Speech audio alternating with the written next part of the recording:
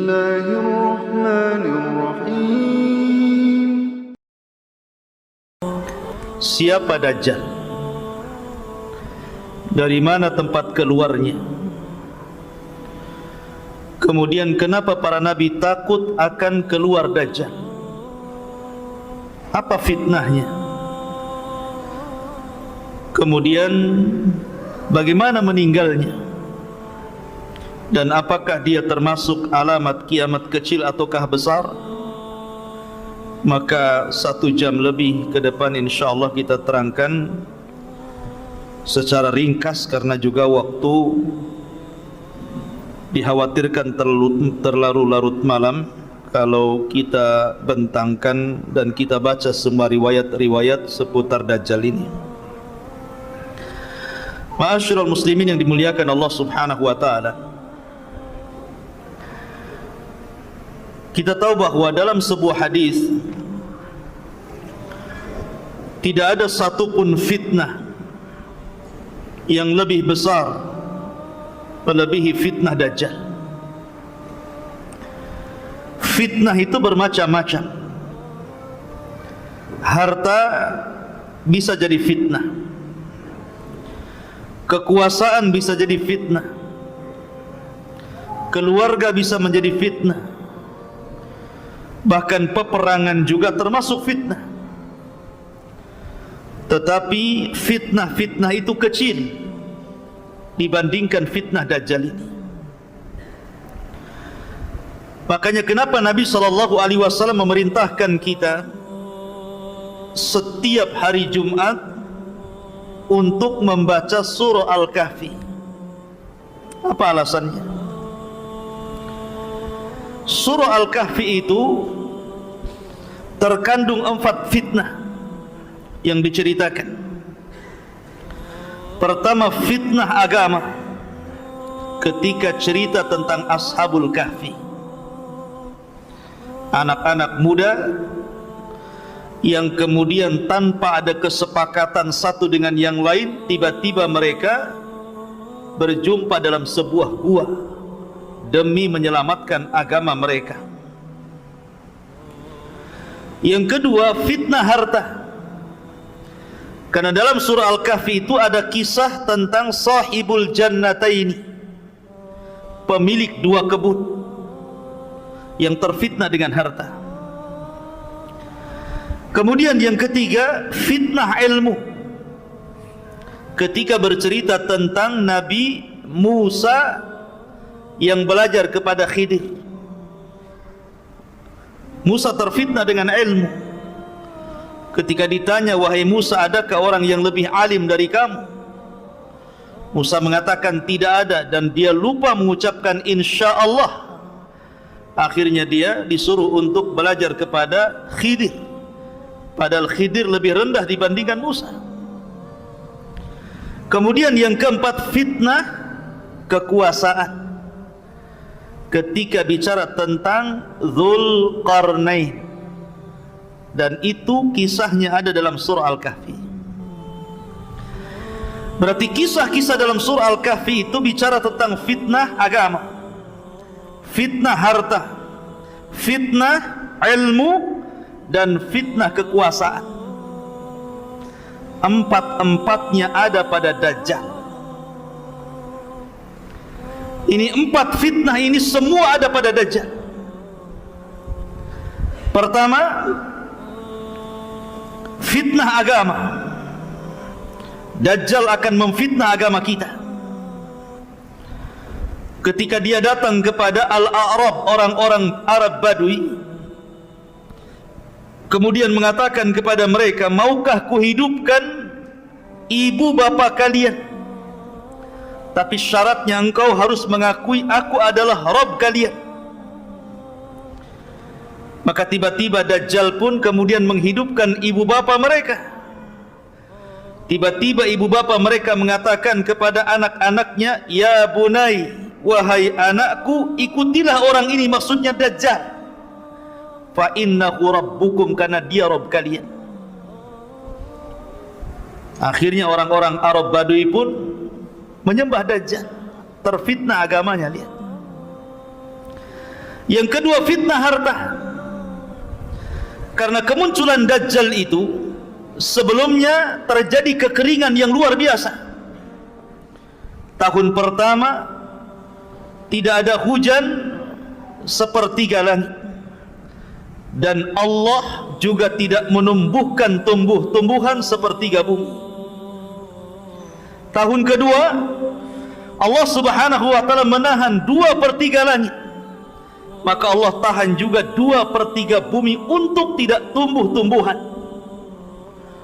Kemudian tahun yang terakhir, yang ketiga, seluruh langit Allah tahan, sehingga semua bumi Allah tahan untuk tidak tumbuh-tumbuhan. Mulailah banyak kelaparan, banyak hewan-hewan ternak mati. Disinilah Dajjal datang kepada orang-orang yang sedang kelaparan itu dengan membawa satu gunung roti. Siapa yang ingin mendapatkan makanan, terhindar dari kelaparan, tanahnya kembali disuburkan, kemudian ternak-ternaknya kembali digemukkan, maka harus mengakui Dajjal Tuhan. Lihat, terfitnah dengan harta. Akhirnya hanya karena menerima pemberian Dajjal, mereka pun akhirnya mengakui Dajjallah Tuhan. Terfitnah dengan harta. Kemudian yang ketiga, terfitnah dengan kekuasaan. Sebagaimana Dzulqarnain menguasai dunia, kemudian juga Sulaiman menguasai dunia, maka Dajjal juga sama. Tidak ada satupun bumi kecuali diinjak Dajjal. Walaupun waktunya hanya 40 hari, satu hari seperti setahun, satu hari bagikan satu bulan, satu hari seolah-olah satu Jumat, satu minggu, dan hari-hari berikutnya sama dengan hari-hari kalian. Selama 40 hari ini tidak ada satupun tanah kecuali diinjak Dajjal. Dan Dajjal sampai ke daerah kutub yang satu harinya sama dengan setahun, sampai ke daerah kutub yang satu harinya sama dengan sebulan, sampai ke daerah kutub yang satu harinya sampai dengan satu minggu. Dan Dajjal lebih banyak tinggal di hari-hari yang normal seperti hari-hari yang kita jalani. Tidak ada satupun tempat Dajjal berhasil menguasai bumi. Dia berkuasa terhadap bumi ini, kecuali Mekah dan Madinah dan Masjidil Aqsa serta Masjid Tur. Ini 4 tempat tidak mungkin dimasuki Dajjal.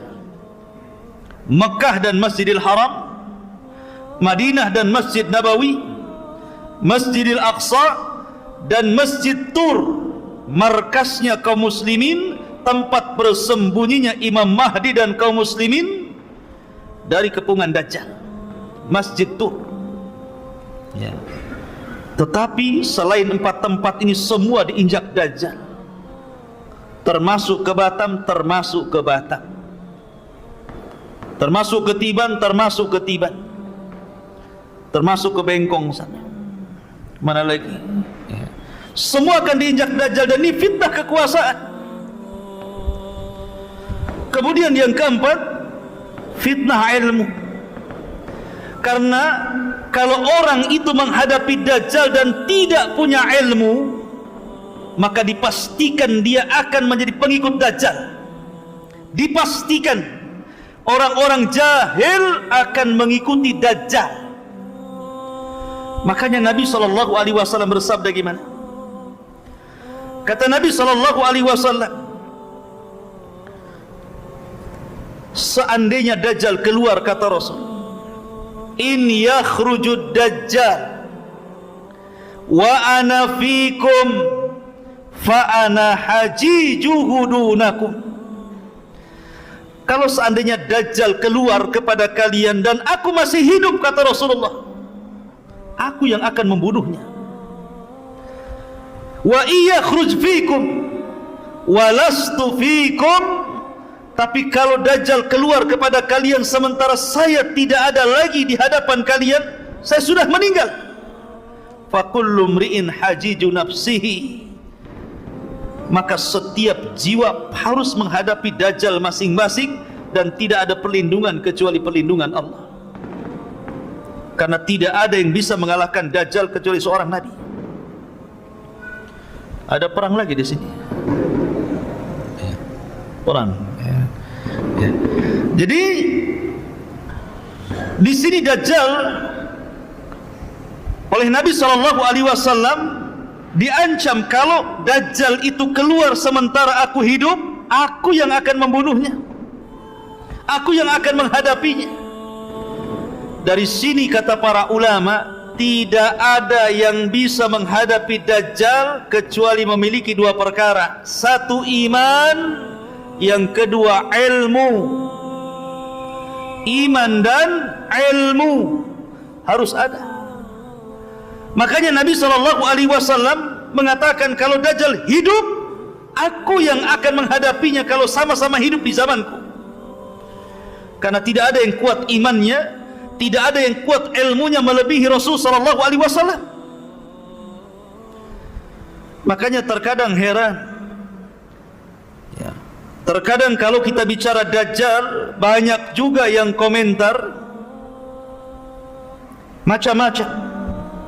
Imam Mahdi pasti keluar, tahun sekian pasti dajjal keluar. Pertanyaannya, sudah disiapkan gak imannya? Sudah disiapkan gak ilmunya? Jangan-jangan dajjal keluar, anda pula orang yang pertama kali berada di belakang dajjal. Dajjal itu bukan seperti Fir'aun. Dajjal itu bukan seperti Namrud. Fir'aun ngaku Tuhan, ngaku Tuhan. Namrud ngaku Tuhan. Bukhtun Nasr ngaku Tuhan. Dzunwas ngaku Tuhan. Tapi empat raja ini walaupun ngaku Tuhan, tidak punya kesaktian. Mereka berani memaksa orang untuk menuhankan hanya karena kekuasaan dan kekuatan pasukan. Kalau tidak mengakui saya Tuhan, ku bunuh, itu saja. Tapi tidak punya keanehan. Tidak seperti dajjal, Allah berikan keanehan. Walaupun sama-sama tidak memiliki rububiyah Allah Azza wa Jal, tapi Allah mengizinkan kepada dajjal seolah-olah memiliki keanehan-keanehan dari rububiyah Allah Subhanahu wa ta'ala. Dan Allah menghendaki seperti itu karena sebuah hikmah yang Allah kehendaki. Dari situlah para nabi takut dengan fitnah dajjal ini. Bahkan tidak ada satupun nabi yang menginginkan dajjal itu keluar pada kaum mereka masing-masing. Tidak ada yang mau para nabi itu. Jangan sampai dajjal hidup di zaman Nabi Nuh, kata Nuh. Jangan sampai dajjal keluar di zaman Nabi Musa, kata Musa. Semua para nabi takut kalau dajjal itu muncul di zaman mereka. Dari situlah maka Nabi SAW bersabda dalam sebuah hadis, kata Nabi SAW, ma min nabiyyin illa hadzara qaumahu min fitnatil masihid dajjal. Tidak ada satupun nabi sejak zaman Nuh alaihi salatu wassalam sampai Nabi SAW kecuali semua memperingatkan umatnya akan bahaya dajjal. Para nabi takut kalau boleh dajjal itu jangan muncul pada kaum mereka, karena itu akan membahayakan akidah umat-umat mereka. Karena digambarkan oleh Nabi SAW setelah meninggalnya Rasulullah, kemudian umat ini semakin jauh, kata Nabi SAW dalam hadis Anas bin Malik radhiyallahu an, walladzi nafsi biyadihi, demi zat yang jiwaku berada di tangannya, la ya'ti zamanun illa walladzi ba'dahu syarru minhu. Tidak ada sebuah zaman yang datang kecuali setelahnya pasti lebih buruk daripada sebelumnya. Dan ketika umat semakin buruk, ketika umat jauh daripada Al-Quran, umat jauh daripada sunnah Rasulullah. Kemudian umat sudah tidak menyebut-nyebut Dajjal lagi. Kata Nabi SAW, la yakhrujud Dajjal hatta yadhhaban nas an dhikrihi wa hatta tatrukal a'immatu dhikrahu alal manabir. Tidak mungkin Dajjal muncul, Dajjal keluar, kecuali ketika manusia sudah mulai melupakan siapa Dajjal. Ketika para ulama sudah mulai tidak membicarakan Dajjal di mimbar-mimbar mereka. Kata Nabi SAW, la yakhrujud Dajjal. Tidak mungkin Dajjal keluar sampai betul-betul dilupakan manusia. Orang sudah tidak kenal Dajjal, tidak pernah diceritakan, tidak pernah didongengkan bagaimana bahayanya, bagaimana cara menghadapinya. Orang sudah tidak kenal. Karena Dajjal itu tidak keluar kecuali ala khiffatin minad dini wa qillatin minal ilmi. Dajjal tidak mungkin keluar kecuali ketika manusia mulai meremehkan agama dan mulai meremehkan ilmu. Orang kalau sudah tidak peduli dengan agama, orang kalau sudah tidak peduli lagi dengan ilmu, jarang hadir di majelis ilmu, kemudian berangan-angan Dajjal pasti keluar. Kalau pendapat saya harus keluar di tahun 2024 nih. Seolah-olah dia bisa menghadapi Dajjal. Di majelis ilmu saja jarang hadir, ngaji pakai YouTube, Syekh Google, Syekh YouTube. Ya. Kalau anda ingin menghadapi Dajjal, hadir di majelis ilmu. Bukan hanya semangat saja, Imam Mahdi pasti keluar, Dajjal akan muncul, kita akan hadapi, kita perangi Dajjal. Wah, kayak iya saja dia. Emang siapa anda kan itu? Ngaji saja tidak pernah, hadir di majelis ilmu juga tidak pernah. Menguatkan ilmu itu bukan hanya cerita Dajjal, hadir di majelis Dajjal saja. Anda harus kuatkan bab tauhid, Anda harus kuatkan bab akidah, Anda harus kuatkan bab manhaj, bab fikih, semua harus dipelajari. Ilmu itu kan bukan ilmu akhir zaman saja ya. Tapi ilmu itu mencakup seluruh agama. Baru kuat ilmunya, baru bisa menghadapi Dajjal. Tapi saya sudah tahu ciri-cirinya Ustaz. Iya, tahu ciri-cirinya. Pas ketemu, jangan-jangan anda pula yang pertama menuhankan Dajjal. Karena ada orang diceritakan dia merasa mampu melawan Dajjal, dicarinya Dajjal. Pas ketemu kelepak-kelepak dia ikut Dajjal ya. Makanya Nabi SAW mengatakan, kalau anda berjumpa dengan Dajjal, kemudian Dajjal mulai memperlihatkan keanehannya, membawa air yang sangat putih yang memancar dari bumi, kemudian membawa api yang menyala-nyala. Kata Nabi SAW, ini karena kasih sayangnya Rasul kepada kita loh ya. Pejamkan mata. Kita disuruh memejamkan mata, kemudian masuklah ke dalam api yang hakikatnya itu dia air. Sebab kalau seandainya kita tidak memejamkan mata, kemudian mata kita melek, tentu kita akan termengaruh, justru masuk ke dalam air yang hakikatnya itu adalah api, dan kita akan masuk ke dalam neraka. Lihat bagaimana Nabi SAW sayang dengan kita, suruh memejamkan mata ya. Ma'asyiral muslimin yang dimuliakan Allah Subhanahu wa ta'ala. Bicara Dajjal, Dajjal itu tidak mungkin keluar kecuali karena ghadbah yaghdhibuha, karena sebuah kemarahan yang disulut, maka dia keluar. Di zaman Nabi SAW, Abdullah bin Umar radhiyallahu an yang bersumpah bahwa Ibnu Sayyad adalah Dajjal. Suatu ketika dia berpapasan dengan Ibnu Sayyad yang sudah dewasa. Tiba-tiba terjadi komunikasi, kemudian berselisih pendapat. Akhirnya Abdullah bin Umar menampar Ibnu Sayyad, kemudian pergi. Ibnu Sayyad marah. Kemudian dia sembunyi di rumah Hafsah.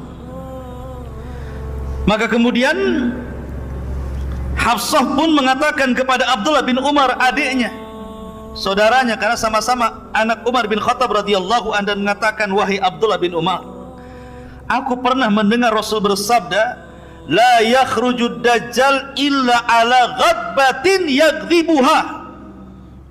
Tidak mungkin dajjal keluar kecuali karena ada yang menyulut kemarahannya. Dan di akhir zaman dajjal itu keluar karena terpancing dengan kemarahan terhadap orang Yahudi. Karena sebelum terjadi atau sebelum dajjal ini keluar, ikhwatu fiddin, maka sebelumnya terjadi perang yang sangat dahsyat yang disebut dengan Malhamatul Kubra. Perang yang luar biasa antara pasukan kaum muslimin melawan orang-orang Nasrani yang disebut dengan Malhamatul Kubra. Kenapa Malhamah? Kenapa Kubra? Malhamah itu diambil dari kata lahmun, artinya daging. Daging yang berhamburan. Karena sebagian ulama mengatakan bahwa perang itu akan terjadi kembali ke zaman Rasul, kembali ke pedang, kembali ke panah, kembali ke tombak, kembali ke kuda, ke unta, ke baju besi, dan yang lainnya. Sehingga setiap sabetan-sabetan pedang itu akan melemparkan daging-daging yang kena sabetan ke langit. Maka ini disebut Malhamah Kubro, yang sangat besar, artinya perang yang maha dahsyat. Ya. Ma'asyiral muslimin yang dimuliakan, padahal sebelumnya antara kaum muslimin dengan orang Nasrani ini berdamai untuk memerangi musuh-musuh di belakang mereka. Tapi kemudian setelah musuh itu dikalahkan, tiba-tiba orang Nasrani, mereka berkhianat, kemudian mengatakan ghalabas salib, ghalabas salib, salib telah menang, salib telah menang. Maka marah orang Islam dan mengatakan balillah ghalab, Allah yang menang, bukan salib yang menang. Maka dibunuhlah orang Nasrani itu. Terjadi kekacauan, tidak terima, akhirnya berhadap-hadapan, terjadilah siap peperangan yang sangat dahsyat. Itulah Armageddon, atau dalam bahasa kita Malhamatul Kubra. Lah orang-orang Yahudi itu bersembunyi di Palestina sana. Mereka tidak bersuara dan tidak mengibarkan bendera. Akhirnya kemudian Muslim berperang melawan Nasrani, dan orang Islam berhasil menyerang orang-orang Nasrani sampai ke jantung kota Eropa sana, sampai dimenangkan kaum muslimin. Sampai dijelaskan bahwa ketika peperangan ini dimenangkan, kaum muslimin meletakkan senjata-senjata mereka di pohon zaitun. Maka melihat orang Yahudi ketakutan, Dajjal marah, dan tidaklah Dajjal keluar kecuali bi ghadbatin yaghdhibuha, karena kemarahan yang disulut orang-orang Yahudi. Marah Dajjal kepada orang Yahudi, kenapa kamu diam saja, gitu bahasanya. Maka bangkitlah Dajjal. Dari mana Dajjal? Dalam hadis yang sahih, keluar dari Khurasan. Di mana Khurasan? Di Asfahan. Di mana Asfahan? Di Iran. Di situ sudah ditunggu di kampung Yahudi 70.000 pasukan orang-orang Yahudi Asfahan, lengkap dengan atribut Yahudi di kepalanya. Alaihim toyalis, kata Rasulullah. Maka Dajjal pun keluar antara Irak dan Syam. Mulai dia membuat fitnah. Syekh Utsaimin rahimahullahu ta'ala menyebutkan dalam kitab Syarhul Mumti, Dajjal ini awal keluarnya tidak langsung aku Tuhan. Dia pura-pura jadi orang baik, pura-pura jadi ahli ibadah, pura-pura ngaku Muslim, supaya bisa mendekati orang-orang. Lama-lama ngaku Nabi. Maka orang-orang pun kemudian menjauhi Dajjal ini, karena orang-orang Islam Mereka sangat yakin tidak ada nabi, la nabiyya ba'di, tidak ada nabi sepeninggal Rasul sallallahu alaihi wasallam. Ketika tidak laku ngaku nabi, maka Dajjal mulai mengaku Tuhan. Ketika dia mulai mengaku Tuhan, itulah mulai nampak ciri-ciri fisik Dajjal yang disabdakan Nabi sallallahu alaihi wasallam. Apa ciri fisiknya? Mulailah Dajjal nampak ciri fisiknya, rajulun, seorang laki-laki, syab, anak muda, ahmar, kulitnya kemerah-merahan, qasir, orangnya pendek, gemuk, kemudian afhaj, kakinya bengkok, ja'dur ra'si, rambutnya keriting, ajlal jabhah, kemudian dahinya lebar, aridatun nahri, bidang dadanya, mamsuhul ainil yumna, sebagian matanya buta sebelah, dan yang melihat seperti buah anggur yang menonjol ke depan, sangat aib, nampak tidak baik, tidak memiliki muka yang buruk Dajjal itu. Kemudian di antara kedua matanya tertulis kafara, yaqra'uha katib au ghaira katib, qari au ghaira qari, bisa dibaca oleh orang yang bisa nulis ataupun tidak bisa menulis, oleh orang yang bisa baca ataupun yang tidak bisa baca, akan tertera kafir di sini. Bukan non muslim ya, kafir. Kemudian setelah itu Dajjal tidak mungkin punya keturunan, akim la yulad. Dan Dajjal memiliki kendaraan khimar yang sangat besar. Yang khimar ini bisa berkeliling dunia seperti hujan yang dihempas angin, sehingga mudah untuk kesana dan kemari. Dan diikuti 70.000 area Yahudi Asfahan. Lihat ikhwan, kira-kira tampang yang seperti ini ganteng apa jelek itu? Tampang yang seperti ini gagah atau tidak gagah? Tidak gagah. Jalannya saja bengkok kakinya. Tapi bukan berarti kalau ada orang yang bengkok kakinya, awas Dajjal. Ya. Kemudian matanya cuma satu. Kemudian kriwel. Kemudian tertulis kafir dan nggak bisa dihapus. Ya. Ma'asyiral muslimin yang dimuliakan, lihat, bentuk Dajjal itu jelek. Bentuk Dajjal itu jelek. Tetapi masalahnya bukan itu. Karena Allah Subhanahu wa taala sudah memberikan keanehan-keanehan kepada Dajjal. Dia mampu melakukan apa-apa yang tidak bisa dilakukan manusia. Manusia biasa, tukang sihir sekalipun tidak bisa. Karena dia pakarnya di atas tukang-tukang sihir. Ya. Dia rajanya tukang sihir. Bagaimana tidak bisa ikhwatu fiddin, dunia ngikut Dajjal, bukan Dajjal ngikut dunia. Kata Dajjal, hei bumi, keluarkan pembendaharaanmu. Langsung keluar emas, keluar perak, keluar jamrud, keluar perhiasan macam-macam. Ya. Kalau Dajjal mengatakan kepada langit, hujan kamu, maka langit hujan. Kalau dia mengatakan kepadamu, tumbuh kamu, tumbuh. Mau buah apa? Mangga, duren, pisang, apa? Sebutkan. Gimana orang-orang tidak terpikat dengan Dajjal? Walaupun jelek kayak gitu, ya orang-orang tertariklah dengan Dajjal. Maaf ya, apalagi ibu-ibu, itu suka kali sama Dajjal itu. Ya. Kenapa coba yang banyak nanti di akhir zaman para pengikut Dajjal itu ibu-ibu?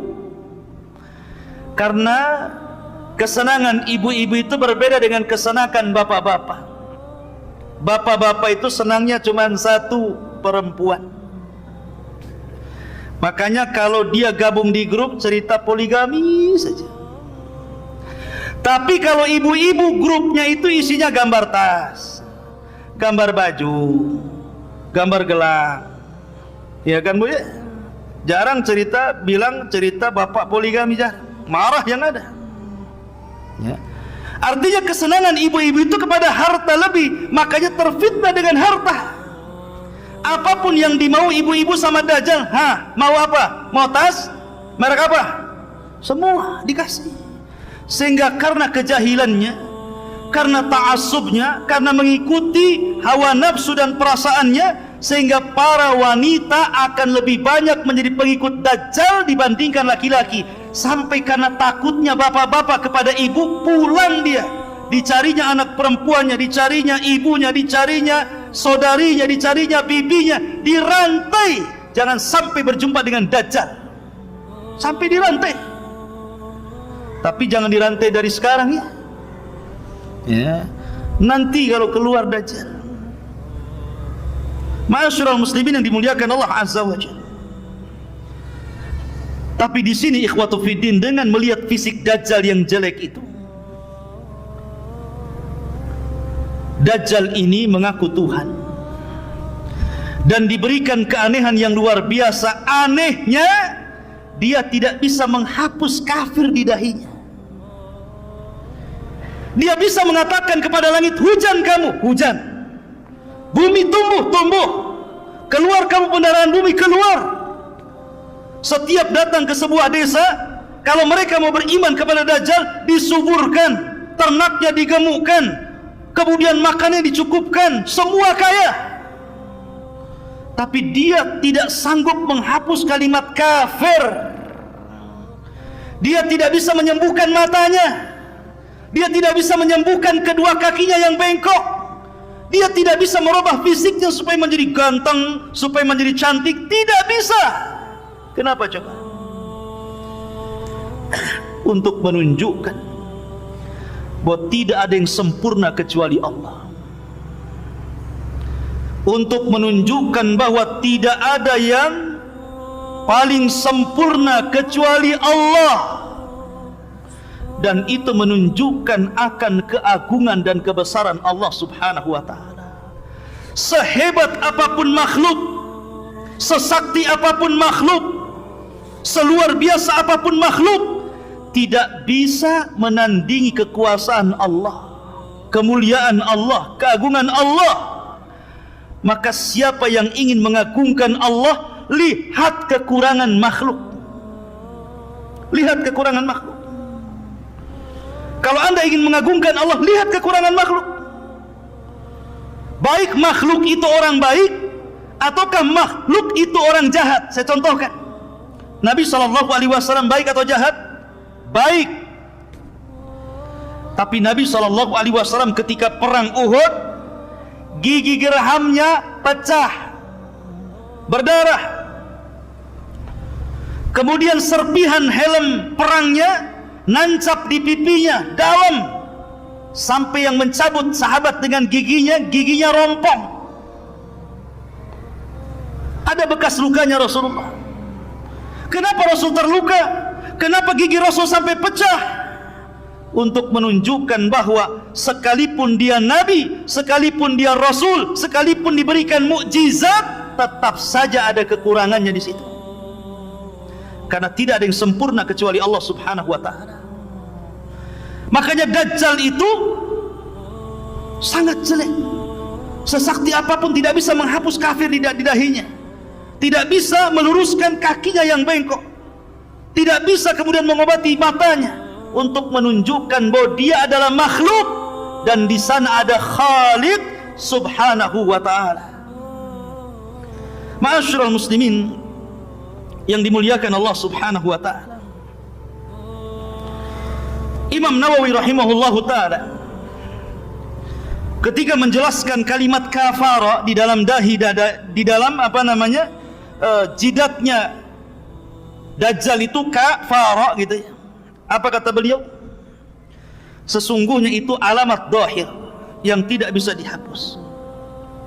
Sengaja Allah Subhanahu wa ta'ala tampakkan itu, di mana seorang muslim akan sanggup membaca apa yang ada di jidat Dajjal itu.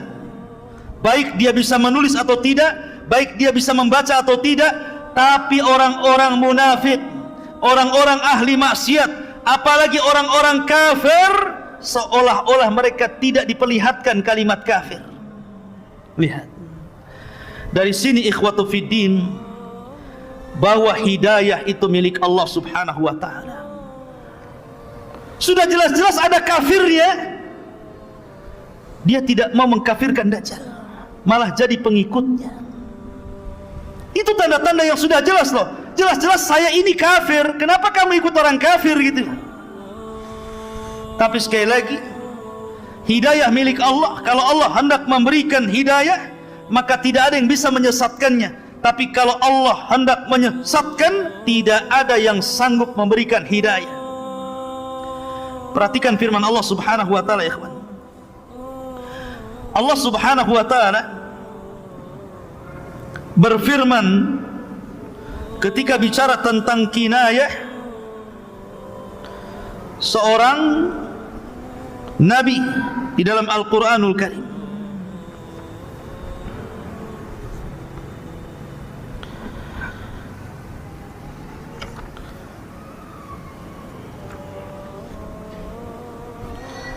Allah subhanahu wa ta'ala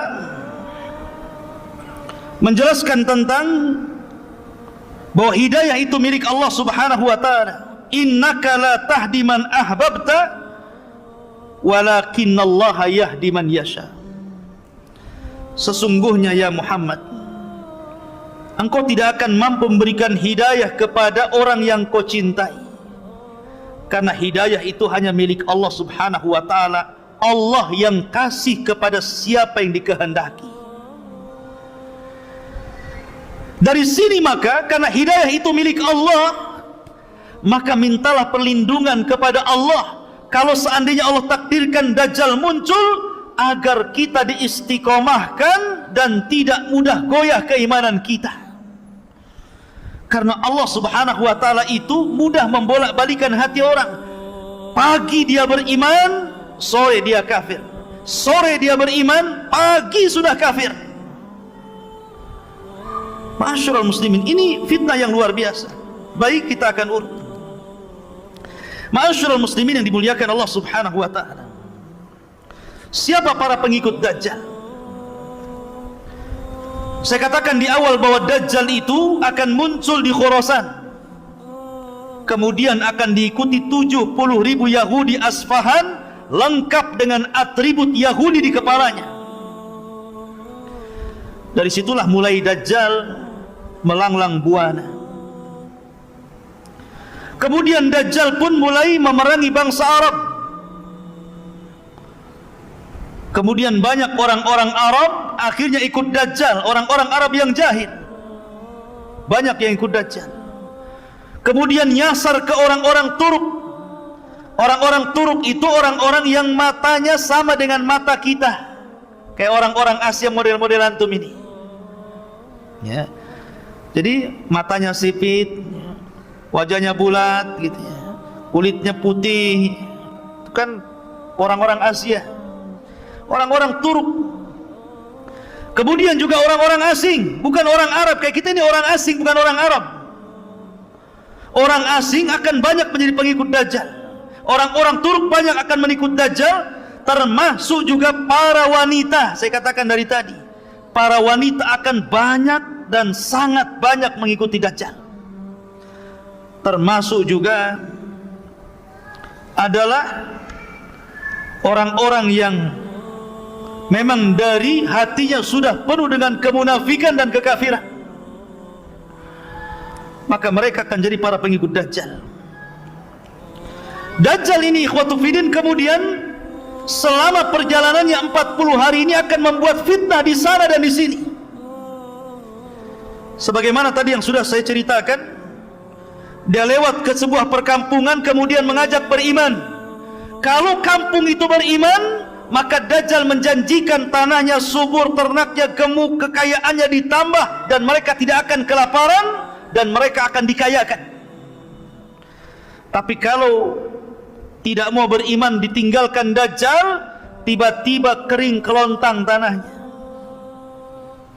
hilang makanannya, mati tumbuh-tumbuhannya, mati binatang-binatangnya, kelaparan. Begitulah Dajjal. Ya. Seolah-olah di tangannya sorga dan neraka, seolah-olah di tangannya air dan api. Padahal itu adalah sihir yang ditampakkan syaitan. Ma'asyiral muslimin, sampai akhirnya Dajjal berusaha untuk masuk ke dalam Mekah, tetapi Dajjal tidak bisa masuk karena di Mekah itu dipagari oleh para malaikat dengan pedang yang terhunus. Maka Dajjal harus melawan malaikat dan pasti akan kalah. Makanya Dajjal kemudian tidak bisa masuk ke Makkah dan Masjidil Haram, akhirnya bergerak ke Madinah. Rupanya di Madinah sama. Madinah itu tanah haram, dikelilingi Dajjal, sehingga Dajjal hanya naik ke atas bukit dan hanya melihat dari bukit itu kepada Masjid Nabawi. Kemudian Dajjal mengatakan, hadza qasru abyad, hadza qasru Ahmad. Inilah istana putih, inilah istana Ahmad. Maksudnya Masjid Nabawi, istananya Nabi SAW. Subhanallah, apa yang dikatakan Dajjal bahwa inilah qasru abyad, ini istana putih. Lihat Masjid Nabawi ini kalau di malam hari, cahaya yang memancar itu warna putih itu. Persis seperti sabda Rasul, kinayah dari perkataan Dajjal. Ya. Karena Dajjal tidak bisa masuk Madinah, geram dia. Kemudian dia hentakkan kakinya 3 kali. Maka dengan hentakan kaki Dajjal itu, tiba-tiba gempa bumi Madinah itu salasa rajafat, 3 kali gempa, bergegar bumi. Maka orang-orang munafik ketakutan, takut mati di dalam kota, takut terkubur dengan tanah. Akhirnya orang-orang fasik, orang-orang munafik keluar dari Madinah, dan mereka menjadi para pengikut Dajjal, kecuali orang-orang yang betul-betul kuat manhajnya dan akidahnya, kuat iman dan ilmunya, mereka tetap di dalam. Maka ini disebut sebagai gempa khallas, rajafatul khallas, artinya gempa yang memisahkan orang mukmin dan munafik. Pisahkan orang-orang munafik itu, dikeluarkan. Lah di tengah-tengah Dajjal sedang berbaris dengan pasukannya, tiba-tiba dari arah kota Madinah keluar anak muda. Anak muda ini tidak dikenal siapa dia. Kenapa muncul prediksi bahwa dia sudah lahir? Kemudian anak ini warnanya putih, kulitnya putih, dan dia mengatakan bahwa saya orang yang kelak akan dibunuh Dajjal. Khurafat. Tidak ada hadis yang mengatakan seperti itu. Bagaimana diprediksi anak itu bisa dikatakan anak muda yang akan dibunuh Dajjal, sementara hadis Rasul tidak menceritakan rumahnya di mana, siapa bapaknya, dari desa mana dia. Tidak ada. Hanya seorang laki-laki dari Madinah keluar. Anak muda yang kuat imannya, kuat ilmunya, kemudian mengarah kepada pasukan Dajjal, hampir dibunuh pasukan Dajjal. Tapi kata pasukan Dajjal, jangan dibunuh. Bukankah Tuhan kita melarang untuk membunuh orang? Biarkan dia yang membunuhnya. Maka kemudian mereka pun barisan terpencar. Anak muda ini jalan sampai betul-betul berjumpa dengan Dajjal. Ketika berhadap-hadapan dengan Dajjal, maka Dajjal mengatakan, atashhadu anni ilahun, maukah kau bersaksi saya ini Tuhan? Maka anak muda ini mengatakan, tidaklah menambah kepadaku kecuali pengetahuan engkau ini Dajjalun kadzab alladzi akhbarani Rasulullah, yang telah dihabarkan Rasul kepada. Akhirnya Dajjal marah. Dajjal mengambil senjata, kemudian dibelah anak muda ini tepat tengah-tengahnya, belah jadi 2. Kemudian Dajjal berjalan di pertengahannya itu. Di antara belah badan 2 itu, di tengah-tengahnya Dajjal kemudian jalan. Kemudian setelah itu Dajjal berteriak kepada anak buahnya, kalau sekiranya aku hidupkan anak muda ini, atashhadu anni ilahukum, maukah kalian bersaksi bahwa saya ini Tuhan kalian, ana rabbukum, saya Rabb kalian? semua orang-orang mengatakan, ya, kami bersaksi Anda ini Tuhan. Maka oleh Dajjal pun dihidupkan anak muda itu yang sudah terbelah dua itu, berceceran darah ke sana kemari, tiba-tiba dihidupkan kembali. Ilmu apa itu? Rawa rontek. Bukan rawa rontek, ini di atasnya rawa rontek lagi ini. Ya. Ini ilmunya Dajjal, ilmu sihir. Ketika anak muda ini dihidupkan, kata Dajjal, sudah tahu kesaktianku, maukah kau akui aku adalah Tuhan? Kata anak muda ini, tidaklah, kata anak muda ini, setelah kejadian ini tidaklah menambah kepadaku kecuali engkau itu Dajjalun kadzab, akhbarani Rasulullah.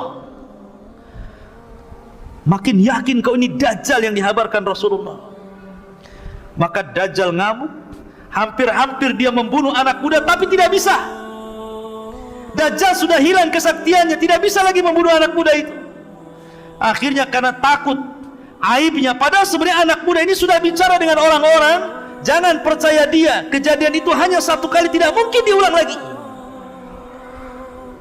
Tapi dasar orang yang sudah buta hatinya, buta matanya, buta hidayah, maka tidak didengar ucapan anak muda itu. Akhirnya anak muda itu dilempar ke dalam api yang hakikatnya itu air. Padahal anak muda sudah mengatakan dia tidak mungkin bisa mengulang lagi, tidak mungkin membunuhku. Tapi biar kelihatan bahwa Dajjal sakti, dilemparnya ke dalam api, tidak jadi dibunuh. Ma'asyiral muslimin yang dimuliakan Allah Azza wa Jalla. Akhirnya Dajjal pun mulai melanglang buana ke sana kemari, menyesatkan manusia sebanyak-banyaknya. Dan inilah fitnah yang paling besar. Nabi SAW bersabda, Allahumma la taj'al musibatana fi dinina. Ya Allah, jangan kau jadikan musibahku menimpa kepada agamaku. Dan Dajjal ini fitnahnya soal agama, betul-betul disesatkan kita ini, dirubah agama kita ini. Makanya kenapa wajar kalau para nabi itu sangat memperingatkan umatnya tentang bahaya Dajjal. Nuh mengatakan kepada umatnya, hati-hati Dajjal, hati-hati dengan Dajjal. Nabi Syuaib mengatakan kepada umatnya, hati-hati dengan Dajjal. Nabi Saleh, Nabi Lut, Nabi Ibrahim, Nabi Musa, Nabi Isa, seluruh para nabi mengatakan kepada umatnya, hati-hati dengan fitnah Dajjal. Termasuk Rasulullah. Termasuk Rasulullah. Nabi SAW sangat ketakutan, sehingga Rasul mengatakan kepada para sahabatnya, mundu khalaqallahu Adam ila qiyamis saati a'zam fitnah min fitnatil masih Dajjal. Sejak Allah ciptakan Adam sampai kiamat dibangkitkan, tidak ada fitnah yang lebih besar melebihi fitnah Dajjal, kata Rasulullah. Akhirnya sahabat ketakutan lah, karena Rasul mengatakan seperti itu. Apalagi Rasul itu kalau cerita Dajjal terus saja bercerita, kadang di mimbar Jumat, kadang di khutbah-khutbahnya, kadang ketika menasihati dalam peperangan, kadang ketika ngobrol, selalu bercerita Dajjal. Gimana sahabat gak takut? Sehingga sahabat mengatakan, karena engkau selalu bercerita Dajjal ya Rasulullah, hatta dhananna annahu fi ta'ifatin nakhli, sampai kami para sahabat menyangka seolah-olah Dajjal itu sedang bersembunyi di kebun kurma Madinah. Saking takutnya para sahabat, jangan-jangan Dajjal itu sudah ada di kebun kurma Madinah, karena Rasul selalu bercerita tentang Dajjal. Dan begitulah caranya para nabi untuk menghindarkan kemunculan Dajjal, dengan cara berbicara banyak tentang Dajjal. Karena Dajjal tidak mungkin keluar kecuali kalau orang sudah berhenti menyebut-nyebut tentang Dajjal. Maka ceritakan Dajjal kepada anak-anak Anda, ceritakan kepada anak-anak kita tentang bahaya Dajjal. Nah, Dajjal ini begini-begini. Sudahlah cerita-cerita dua anak botak itu nggak usah diceritakan. Tidak perlu cerita tentang kura-kura ini itu, tidak perlu. Dari sekarang ceritakan tentang Dajjal, ceritakan tentang Ya'juj dan Ma'juj, ceritakan tentang turunnya Isa, ceritakan tentang Rasulullah, para sahabat. gantilah sekarang cerita-cerita di rumah itu. Karena Dajjal tidak mungkin keluar, bahkan akan gagal keluar di tahun 2022 kalau Anda terus cerita Dajjal. Ya, memang kan begitu hadisnya. Ya. Supaya enggak keluar tahun 2022 apa? Perbanyak cerita Dajjal. Ceritakan Dajjal di mana-mana. Enggak keluar itu. Karena Rasul yang mengatakan, la yakhrujud Dajjal hatta yadhhaban nas an dzikrihi wa tatrukal a'immatu dzikrahu 'alal manabir. Tidak mungkin Dajjal keluar sampai manusia berhenti menyebutnya. Para dai, para duat berhenti menyebut di mimbar-mimbarnya. Ketika manusia sudah lalai, Dajjal keluar. Tapi kalau antum terus menyebutkan soal Dajjal, maka Dajjal tidak mungkin keluar dalam waktu dekat. Karena masih banyak orang yang bercerita Dajjal. Ya. Ma'asyiral muslimin yang dimuliakan Allah Subhanahu wa taala. Dajjal ini sudah ada. Dan sudah ada di sebuah tempat. Tempatnya di mana? Allahu a'lam. Sekali lagi, kalau sudah dikatakan tempat, Allahu a'lam, jangan diprediksi. Karena Nabi SAW ketika ditanya soal tempat, apakah di laut Syam? Oh tidak, di laut Yaman. Apakah di laut Syam? Oh tidak, di laut Yaman. Kata Rasul, oh tidak, bal min kibalil masyriq ma huwa min kibalil masyriq ma huwa min kibalil masyriq, kata Rasulullah. Oh, bukan laut Syam, bukan laut Yaman, tapi sebelah timur, sebelah timur, sebelah timur, tanpa menyebut di mana pulaunya. Pokoknya sebelah timur. Karena hadis yang ada, hadis yang sahih, sekali lagi, Dajjal akan keluar pertama kali di mana? Di negeri yang banyak orang Syiahnya, Iran, Khurasan, dan akan terbunuh di negeri yang banyak Yahudinya, Babil Lud, dekat Baitul Maqdis, bertepatan dengan Israel. Ya. Ma'asyiral muslimin yang dimuliakan Allah Azza wa Jalla. Ada hadis yang sangat bagus kalau cerita tentang Dajjal. Hadis Tamim Ibn Aus Ad-Dari. Tamim Ibn Aus Ad-Dari ini, ikhwatu fiddin, adalah seorang sahabat. Dulunya Nasrani, kemudian masuk Islam. Tamim Ad-Dari ini ahli ibadah, termasuk ahli ibadah Palestina. Bahkan terkadang satu malam dia sholat hanya membaca satu ayat diulang-ulang sampai subuh, dan dia menangis. Dialah yang menerangi masjid Rasulullah. Dia pula yang membuatkan mimbar Rasul sallallahu alaihi wasallam. Tamim Ibn Aus Ad-Dari, orang yang sangat dihormati Umar ibn Khattab karena punya karamah yang zahirah, yang nampak. Jadi ada kisah demikian. Kenapa Umar sangat menghargai Tamim Ibn Aus Ad-Dari ini? Jadi ketika Abu Bakar memerangi Musailamah Al-Kadzab, si Nabi KW, Nabi palsu, maka terjadilah peperangan di Yamamah. Banyak orang-orang yang hafal Quran meninggal dunia, dan Musailamah berhasil dibunuh oleh Wahsy, budaknya Hindun. Kemudian orang-orang yang selamat dari orang-orang kafir bersembunyi. Salah satunya saudara Musailamah, namanya Harmalah Hanafi. Masih ada saudara dengan Musailamah Al-Kadzab, bersembunyi dia. Ketika Abu Bakar meninggal dunia, khalifah kemudian naik, Umar ibn Khattab radhiyallahu an. Datang Harmalah kepada Umar, ingin masuk Islam.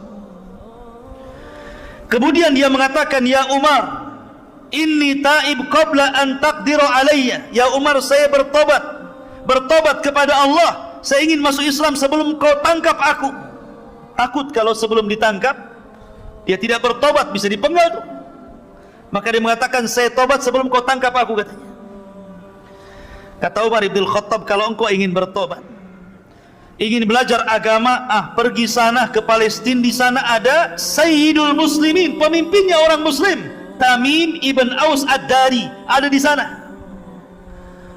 Dan ingat, Tamim bin Aus Ad-Dari ini punya kebiasaan suka memukul orang di samping kanan dan di samping kiri. Bukan dipukul keras-keras, tidak.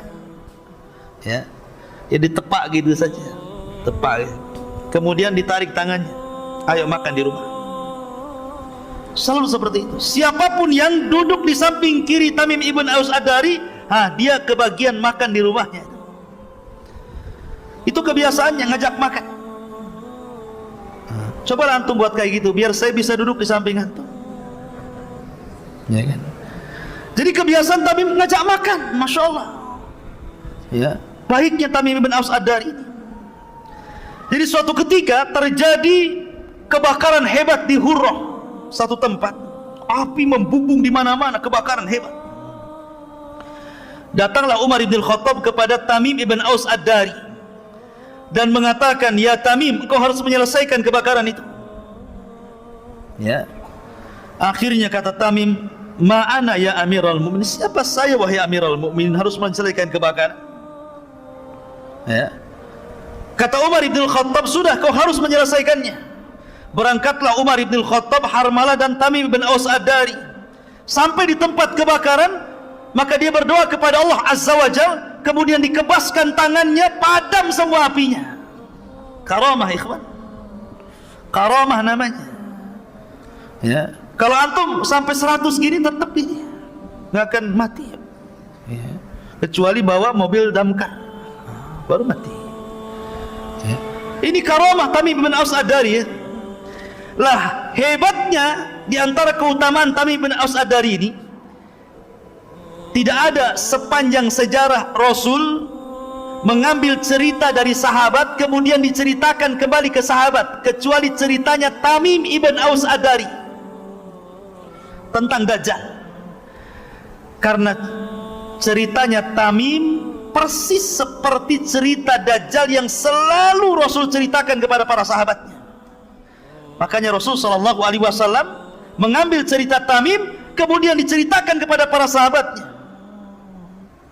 Dan tidak pernah ada cerita sahabat diambil Rasulullah. Biasanya Rasul yang bercerita diambil sahabat. Ini cerita sahabat diambil Rasulullah, disampaikan kepada sahabat yang lainnya. Dan itu salah satu keutamaan Tamim bin Aus Ad-Dari. Suatu ketika, hadis ini dikeluarkan Imam Muslim dari hadis Fatimah ibn Qais. Kata Fatimah ibn Qais, aku mendengar ada seorang yang menyuruhkan as-salatul jami'ah. Kalau ada seruan as-salatul jami'ah, berarti ada sesuatu yang penting yang harus hadir di masjid.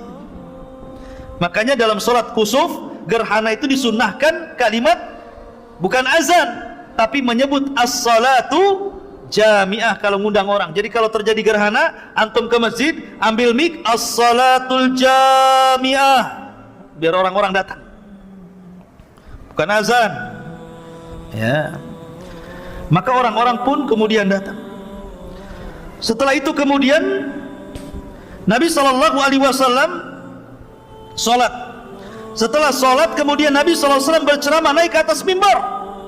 Kata Nabi SAW, inni wallah ma jama'tukum li raghbatin wala li rahbatin. Kata Rasulullah, aku tidak mengumpulkan kalian karena ada perkara yang menyenangkan atau ada perkara yang menakutkan, walakinni jama'tukum, tetapi sengaja aku kumpulkan kalian, li'anna Tamim ibn Aus Ad-Dari kana rajulan nasraniyan faja'a fabaya'a wa aslama wa haddatsani haditsan wafaqa alladzi kuntu uhadditsukum anil masihid dajjal. Akan tetapi kata Rasul, sengaja aku kumpulkan kalian.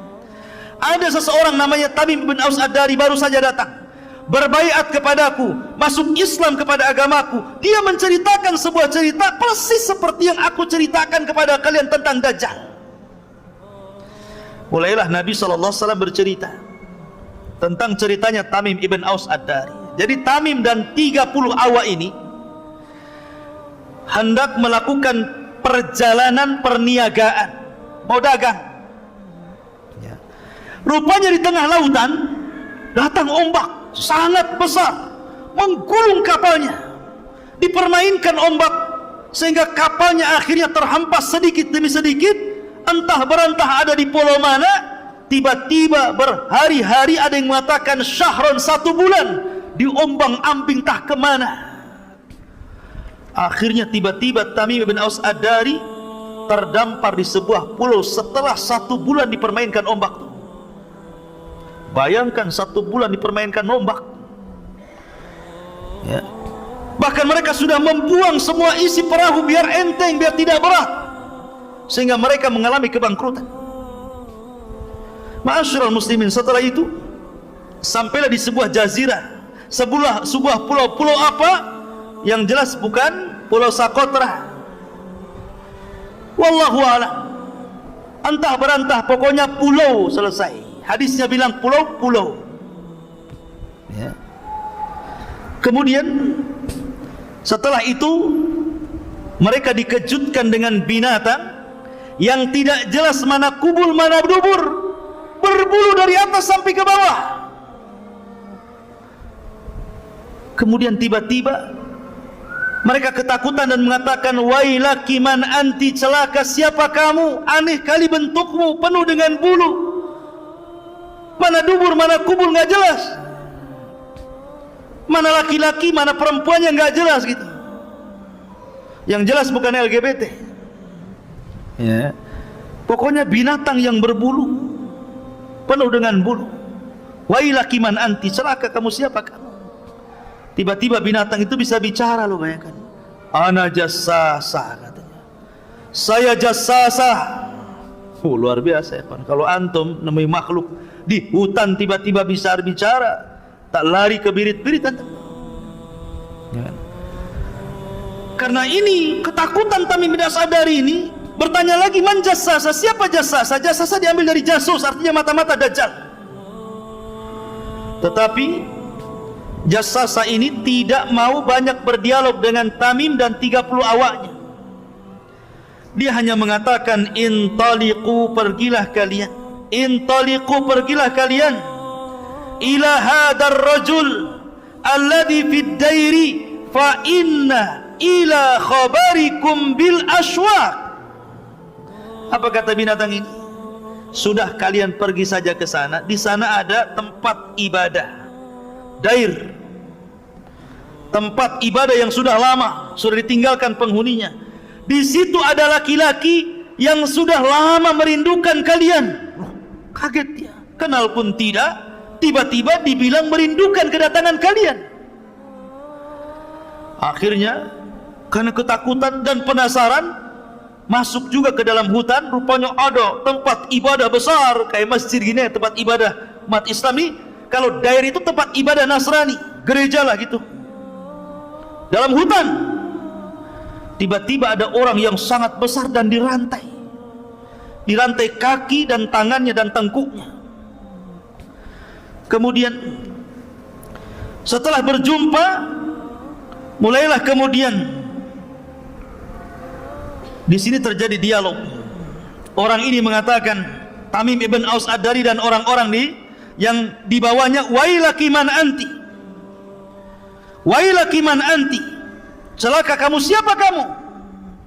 Qala qad qadartum ala khabari, sungguh kalian sebentar lagi akan tahu siapa aku, katanya. Jawabannya enak, siapa kamu? Sebentar lagi kamu akan tahu siapa aku, katanya. Menakutkan jawabannya. Mulailah dia bertanya tentang, pertama, nakhlun bil baisan, kebun kurma yang ada di Palestina. Semua ini pertanyaan soal Palestina. Kebun kurma di Baisan, kemudian danau Tiberias, kemudian mata air Zughar. Ini ditanyakan nih, apakah kebun kurmanya masih berbuah? Apakah danaunya masih berair? Apakah mata airnya masih penuh dengan air dan dipakai pertanian? Maka kata Tamim ibn Aus Ad-Dari, kurmanya masih banyak dan itu kurma terbaik di Arab. Airnya masih penuh, mata airnya masih lancar. Kata Dajjal, sebentar lagi kurmanya akan habis, tidak akan ada panen lagi. Sebentar lagi danaunya akan kering dan tidak ada air lagi. sebentar lagi mata air itu tidak mungkin memancarkan lagi dan orang akan terjadi kekeringan. Kemudian kata Dajjal,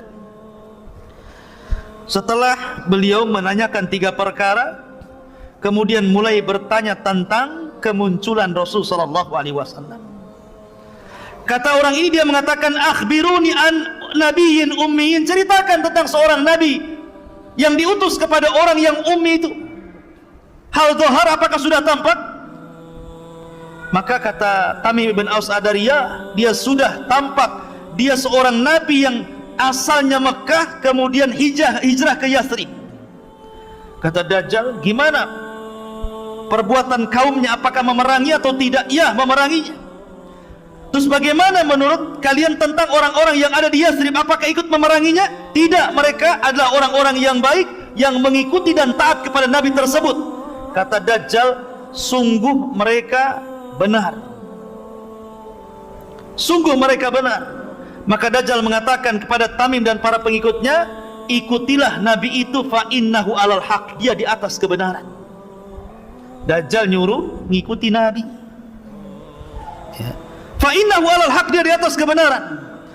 Maka akhirnya Dajjal mengatakan, sebentar lagi aku sudah akan diizinkan Allah untuk keluar, dan tidak ada satupun tapak di bumi ini melainkan aku injak kecuali Mekah dan Madinah dan Thayyibah.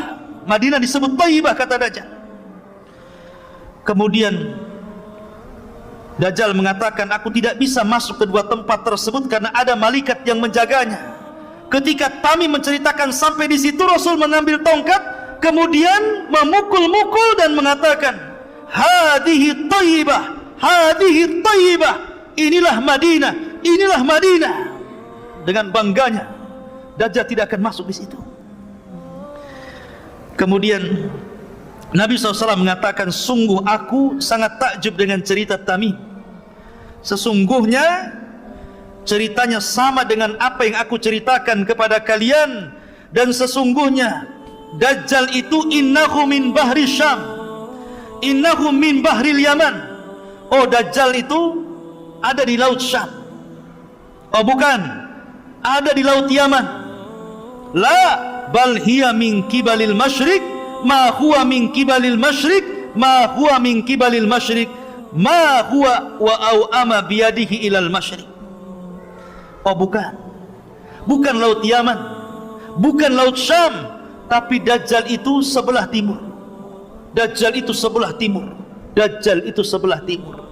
Dan dia mengisyaratkan dengan tangannya sebelah timur. Maka Dajjal tidak tahu di mana tempatnya, tapi dari hadis Tamim ibn Aus Ad-Dari bahwa Dajjal itu ada dan sudah muncul. Adapun hadis Nabi SAW bahwa tidak ada satupun jiwa yang hidup melebihi 100 tahun di zamanku, pasti dia sudah mati. Maka hadis ini umum dan hadis Dajjal itu khusus. Maka Dajjal, pengecualian dari hadis ini termasuk juga iblis. Tidak bisa mati kan iblis itu, sejak zaman dulu sampai kiamat baru mati. Maka Dajjal juga sama, diberikan usia panjang, ya. Lah ikhwatu fiddin, karena Dajjal itu dikabarkan oleh Rasul sudah ada dan sangat menakutkan fitnahnya, sehingga para sahabat menyangka bahwa Dajjal itu ada di kebun kurma Madinah. Sampai-sampai ketika ada kabar tentang anak kecil namanya Ibnu Sayyad atau Saf, itu mirip dengan Dajjal ciri-cirinya, sampai mereka khawatir, Dajjal sudah keluar. Padahal Ibnu Sayyad masih kecil, anak belum balik. Tapi Nabi SAW dia berusaha untuk mencari-cari kabarnya. Apakah Ibnu Sayyad ini Dajjal kecil yang akan menjadi Dajjal besar kemudian yang akan keluar di akhir zaman? Maka dia mencoba untuk mencari-cari kabarnya.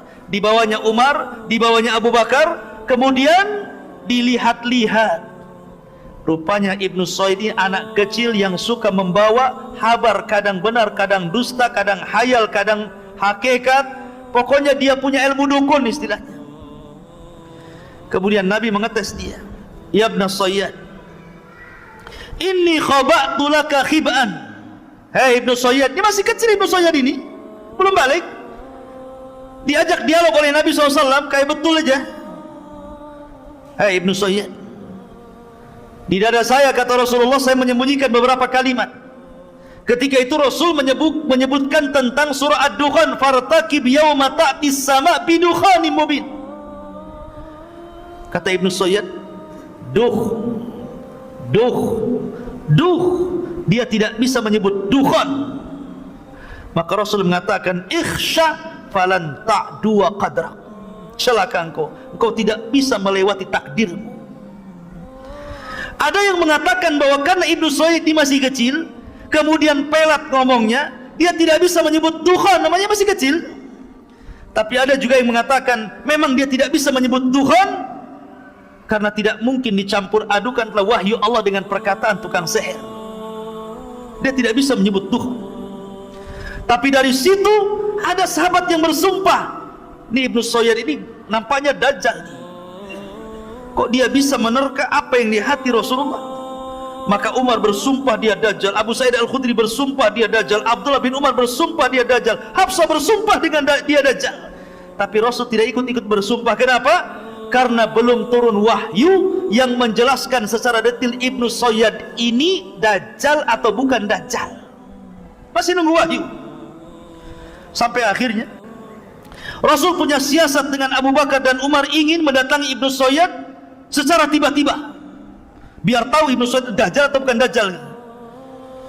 Akhirnya datang secara tiba-tiba, rupanya ada ibunya. Tahu pula tuh Rasulullah SAW mendekati Ibnu Sayyid, kata ibunya, ya Saf, ataka Muhammadun, hei Saf, hati-hati tuh ada Muhammad datang kepadamu. Ketika Saf melirik, ternyata ada Rasulullah, lari dia bersembunyi di belakang punggung ibunya.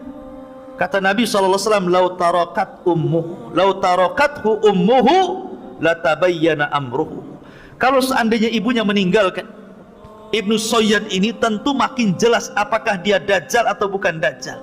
Tapi pendapat yang kuat, dia bukan dajjal yang akan keluar di akhir zaman. Iya, dia dajjal, tapi dajjal kecil. Dia seorang penyihir, dia seorang dukun, tapi dia bukan dajjal yang akan keluar di akhir zaman. Dalil yang paling kuat bahwa dia adalah bukan dajjal, karena Ibnu Sayyid itu tinggal di kota Madinah, sementara dajjal tidak mungkin masuk Madinah. Ibnu Sayyid masuk Islam, sementara dajjal kafir, tertulis kafarah. Dajjal tidak mungkin haji, sementara dia haji. Dajjal tidak punya anak, akim la yulad, dia banyak anaknya. Yang jadi masalah, dajjal itu yang paling kuat dalilnya adalah tidak bisa masuk kota Madinah dan kota Mekah, dan dia tinggal di Madinah dan haji ke Mekah. Tapi ada masalah lain. Ada hadis Nabi SAW bahwa Nabi SAW pernah bermimpi. Dalam hadis yang sahih itu, Rasul bermimpi. Mimpinya Rasul itu sedang tawaf. Rasul sedang tawaf, rupanya di tengah-tengah tawaf dia melihat seorang laki-laki yang sedang memegang bahu sebelah kanan dan kiri, kemudian rambutnya basah, kemudian orangnya cakep, ganteng. Kemudian Rasul bertanya, siapa orang itu? Maka orang-orang menyebutnya, dialah Al-Masih Ibnu Maryam. Tiba-tiba Nabi SAW melihat yang lain pula di belakangnya, sama sedang menggandeng orang, tangannya sedang, yang satunya ke orang sebelah sini, yang satunya orangnya ke sebelah sini. Orangnya keriting, matanya buta sebelah, kemudian kakinya bengkok, berjalan tidak lurus. Kata Rasulullah, siapa di belakang Ibnu Maryam itu? Maka kemudian orang-orang mengatakan, dialah Dajjal. Bagaimana mungkin Rasul bermimpi Dajjal sedang ada di tengah-tengah Ka'bah, di Masjidil Haram? Ya kan? Bukankah dia tidak akan masuk Madinah, sementara mimpi para nabi itu hak, tidak mungkin dusta? Ini yang jadi iskal. Maka dijawab oleh para ulama tentang hadis ini, karena hadis ini sahih. Maka para ulama mengatakan dan menjawab tentang hadis ini bahwa tidak semua mimpi para nabi itu dibawa kepada hakikat dohirnya. Tidak semua mimpi para nabi dibawa kepada hakikat dohirnya. Buktinya, ketika dia bermimpi, Umar bin bermimpi bahwa dia pakai pakaian beberapa lapis, kemudian sampai diseret bajunya, kemudian dia nanya kepada Rasul tentang mimpi tersebut, maka Rasul menakwilkan itu soal agama. Kemudian Rasul SAW bermimpi bahwa dia mengeluarkan air dari tangannya, kemudian para sahabat banyak yang minum, kemudian sisa air itu oleh Rasul dibawa kepada Umar, kemudian minumlah wahai Umar. Maka hadis ini ditakwilkan bahwa Umar itu memiliki ilmu yang lebih dibandingkan orang lain. Pertama ditakwilkan agama, yang pertama ditakwilkan ilmu. Jadi terkadang mimpi itu tidak harus dibawa kepada hakikatnya, walaupun itu mimpi Nabi, karena akan bertentangan. Boleh jadi takwilnya maknanya bahwa Isa bin Maryam inilah yang kelak akan membunuh Dajjal, karena sama-sama Al-Masih kan. Al-Masih Isa bin Maryam, Al-Masih Dajjal. Kalau Al-Masih ibni Maryam, Al-Masih itu memiliki makna fa'ilun. Kalau Al-Masih Dajjal memiliki makna Al-Maf'ulu.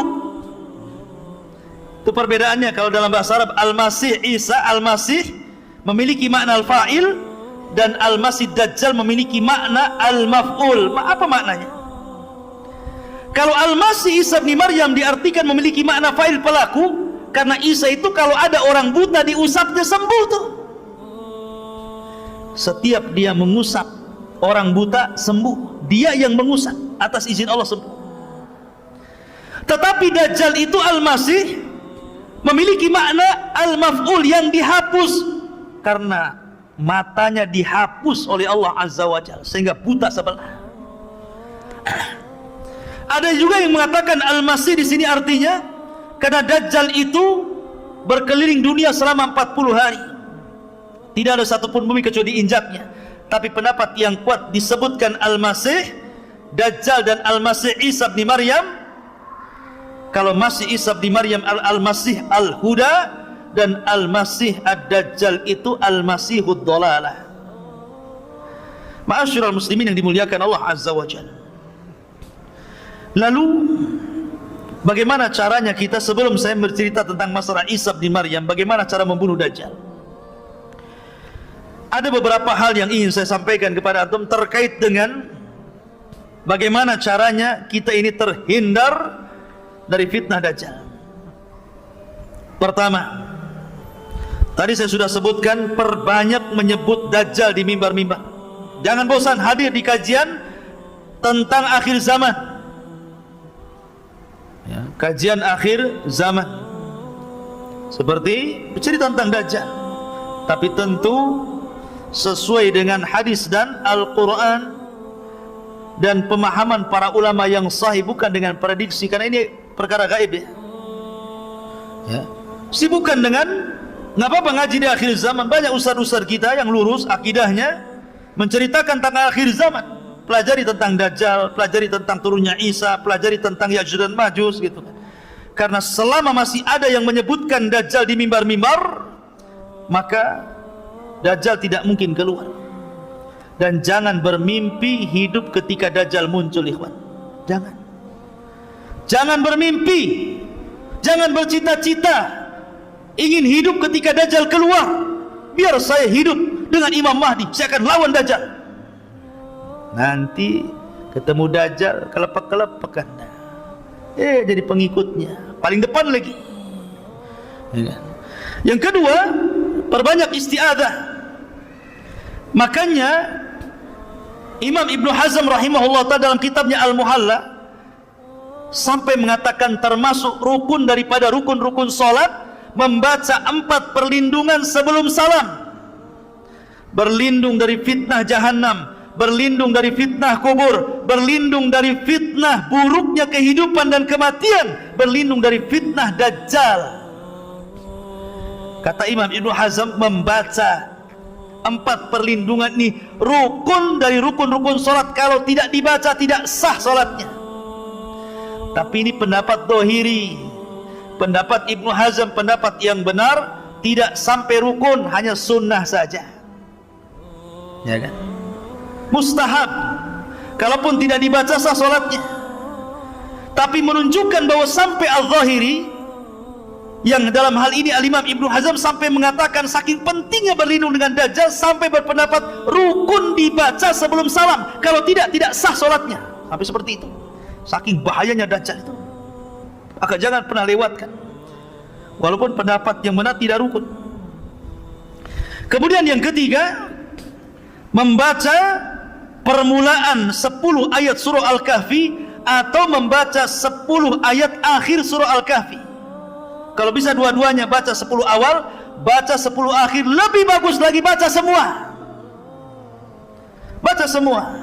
Karena tadi saya sudah katakan, kenapa surat ini sangat luar biasa untuk membentengi Anda untuk menghadapi fitnah Dajjal. Karena Dajjal membawa 4 fitnah. Fitnah agama, fitnah harta, fitnah kekuasaan, fitnah dengan ilmu. Dan dalam ayat surah Al-Kahfi ada cerita tentang 4 fitnah itu. Cerita Ashabul Kahfi, cerita Dzulqarnain, cerita Musa dengan Khadir, dan cerita tentang Ashabul Jannataini. Cerita Ashabul Kahfi fitnah agama, cerita Dzulqarnain fitnah kekuasaan, cerita Ashabul Jannah ini cerita harta, fitnah harta, dan fitnah ilmu ketika cerita Musa dengan Khadir. Dan 4-empatnya ada pada Dajjal. Maka kalau hari Jumat baca surah Al-Kahfi. Kemudian perkuat iman dan ilmu. Sering hadir di majelis ilmu, sering datang di kajian. Bukan hanya bab Dajjal saja. Kalau bab Dajjal muncul antum, giliran bab yang lain malas. Kenapa malas? Bukan bab Dajjal katanya. Ya. Kok semangat? Iya, karena temanya bagus, tema akhir zaman. Kalau tema awal waktu kayaknya enggak. Ini akhir zaman, menarik katanya. Kalau enggak menarik enggak mau datang. Seolah-olah iman itu kalau bicara tentang akhir zaman itu baru naik kan gitu. Tidak. Iman itu dibentuk dari pondasi. Belajar dari akidah dari dasar dulu. Jangan main loncat. Ya kan? Dajjal ini kan bagian daripada satu di antara bab-bab akidah. Lihatlah Syarhus Sunnah karya Imam Barbahari, lihat Ushulus Sunnah karya Imam Ahmad, lihat Ushulus Sunnah lil Humaidi, Ushulus Sunnah miliknya Ibnu Zamanin, As-Sunnah li Al-Lalikai. Paling bab Dajjal itu bagian daripada satu fakrah dari akidah Ahlussunnah wal Jamaah. Satu poin dari sekian banyak poin yang harus dipelajari dari akidah-akidah Ahlussunnah wal Jamaah. Bagaimana mungkin mempelajari satu poin Anda akan kuat akidahnya, sementara akidah Ahlussunnah itu banyak. Makanya belajar, ya. Mulai dari kecil sampai besar, ambil taksilnya, ya. Ma'asyiral muslimin. Kemudian juga kalau memang antum bisa hidup di Mekah, tinggal di Mekah. Kalau bisa hidup di Madinah, tinggal di Madinah. Kalau bisa, ya. Ustadz, kalau di Serambinya gimana Ustadz? Apa selamat? Wah, kalau di Serambi ya tetap kenalah. Ya. Di mana Serambi Mekah itu? Di Aceh. Aceh, masuk Dajjal ke Aceh. Ya. Karena baru Serambinya ya. Jadi kemudian juga tinggalkan maksiat dan perbuatan dosa. Lah dari sini ikhwatu fiddin, karena Dajjal ini salah satu tanda dari tanda-tanda kiamat besar. Dan kalau kita cerita kiamat, maka kiamat itu dimutlakan kepada 3 perkara: kematian, kemudian hancurnya alam semesta, dan kebangkitan. Kalau disebut kiamat, maka itu terdapat kepada 3 perkara ini.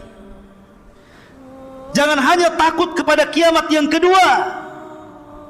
Asyik sibuk cerita tentang kiamat yang kedua. Sebentar lagi Imam Mahdi keluar, sebentar lagi Dajjal akan keluar. Kita siap-siap. Dia lupa di sana ada kiamat. Sebelum kiamat itu namanya kiamat kematian. Karena kalau diitlakan kalimat kiamat ada 3. Satu, kiamat kematian setiap manusia. Idza mata ahadukum qamat kiamatuhu. Kalau meninggal salah seorang di antara kalian, tegak kiamatnya. Ini harus persiapan. Bagaimana caranya? Al-kayyisu man dana nafsa wa amila lima ba'dal maut. Orang yang cerdas menghadapi kematian itu orang yang selalu introspeksi dan mempersiapkan bekal untuk kematian. Yang kedua, kiamat hancurnya alam semesta. Makanya dalam Al-Quran ada namanya suratul kiamah. Itu juga dimutlakkan kepada kiamat. Ini pun harus kita siap-siap, karena Al-Quran menyebutkan kiamat telah dekat. Tapi dekatnya seberapa, wallahu alam. Jangan memprediksi dengan sekian tahun. Yang jelas sudah dekat. Kapan? Wallahu alam. Kemudian ada kiamat yang lebih besar, namanya kiamat kebangkitan. Ini kiamat harus dihadapi betul-betul, karena kita akan menghadapi perjalanan yang sangat melelahkan, sangat panjang, penuh dengan lika-liku, sampai Abu Hurairah menangis dan mengatakan, bagaimana aku akan mampu melakukan perjalanan itu kalau bekalku sedikit, sementara jalanku sangat panjang. Itu harusnya, ya. Ma'asyiral muslimin yang dimuliakan Allah Azza wa Jalla. Taib, kembali ke awal, bahwa setelah Dajjal merusak ke sana kemari dan pasukan Imam Mahdi tidak sanggup mencegah pasukan Dajjal, akhirnya Imam Mahdi pun terpaksa bersembunyi di Bukit Tur. Di Bukit Tur bersembunyi karena mereka tidak sanggup melawan Dajjal, karena Dajjal tidak bisa dilawan. Makanya Umar bin Khattab ketika hendak membunuh Ibnu Sayyad yang disangka Dajjal, apa kata Rasulullah? Ketika Umar mengatakan, ya Rasul, da'ni adrib unuqa, Rasul, biarkan ku penggal tu lehernya si Ibnu Sayyad itu, katanya. Kata Rasul, jangan. In yakunhu fala tastati biqatli. Kalau memang dia betul-betul Dajjal, kau tidak akan bisa membunuhnya. Fa illam yakunhu fala hajata biqatli. Kalau dia bukan Dajjal, ngapain kau bunuh, katanya Rasul. Artinya bahwa kalau memang itu Dajjal, kata Rasul, tidak ada yang bisa membunuh kecuali Nabi Isa. Makanya karena ini sudah disabdakan Rasul dan sudah hafal kaum muslimin, makanya mereka pun tidak lanjut untuk melawan Dajjal, walaupun sebelumnya sudah mengalami peperangan yang melelahkan, mengalami kemenangan yang luar biasa, menghadapi pasukan kuat, pasukan besar, pasukan yang mayoritas di akhir zaman. Karena kaum muslimin akan minoritas, yang mayoritas itu orang-orang Nasrani nanti, ya. Tetapi ketika menghadapi Dajjal mereka tidak sanggup, makanya sembunyi di Bukit Tur. Sampai kepala kerbau itu lebih baik dibandingkan dinar. Karena punya uang buat apa? Dapat harta ghanimah, harta rampasan perang, emas di mana-mana, tapi yang jual makanan nggak ada, buat apa? Makanya dikatakan kepala kerbau lebih baik dibandingkan dinar. Mereka terkepung di situ. Sampai akhirnya kalau mereka tetap bertahan di situ, mereka akan mati kelaparan. Maka mereka bertekad, sudahlah, daripada kita dalam kondisi seperti ini tersiksa, nyerang tidak, nyerah pun tidak, sudah, kita harus hidup senang atau mati syahid. Maka Imam Mahdi setuju. Pasukan disiapkan. Di malam itu mereka istirahat dengan total, dengan nyenyak. Kemudian datang sepertiga malam mereka bangun. Ketika datang di waktu subuh, mereka pun melantunkan azan. Tiba-tiba Isa bin Maryam turun. Isa bin Maryam turun. Turun ke mana? Turun ke bumi.